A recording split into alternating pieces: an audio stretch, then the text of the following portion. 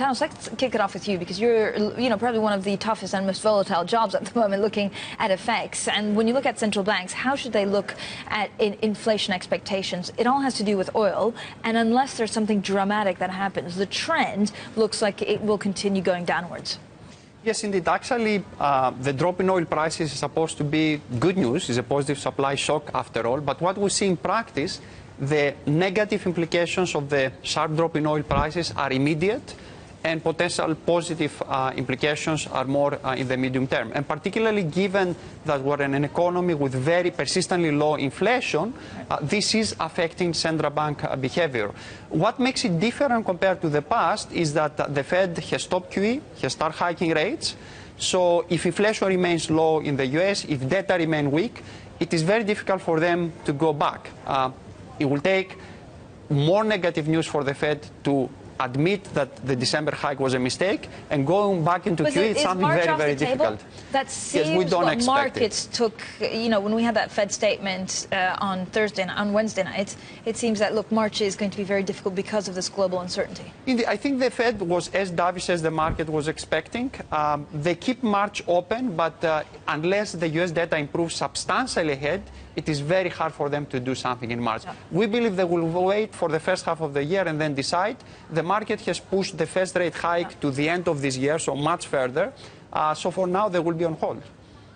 So when you look at deflationary pressures, right, coming from China, coming from oil, there's nothing that any central bank can really do to help it, can they? I mean, they can nudge around at the edges, but I think, as Frederick said, a lot of these things are outside of their control. I think the market can get a little bit excited about extrapolating and the correlations between a weak oil price and what that means day to day for currencies and other commodities and equity markets, which everyone focuses on. But the lack of global growth in the last 12 or so months, together with the sort of seemingly accelerating downside in terms of decelerating growth and these deflationary concerns, is something the market wasn't even thinking about last summer. Yeah. And is that changing in the big picture?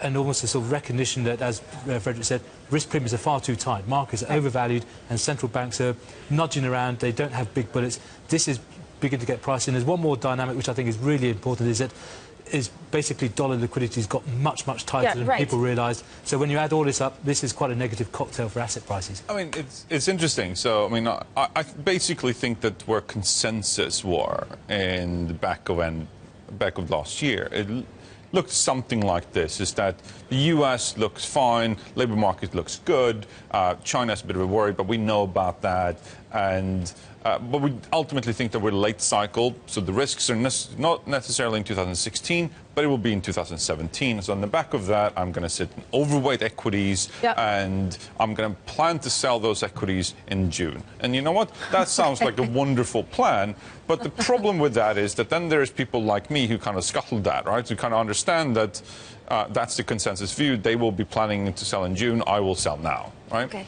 But also, I think that there is that overweight and that positioning is just completely taken down in what's been happening over the last few days or last few weeks, is that all of the risks that people thought were going to happen in 2017, all of it now looks like they're at almost in the first 2 weeks. It's 2016 risks. And I think it's that transition that I think has exaggerated some of these moves.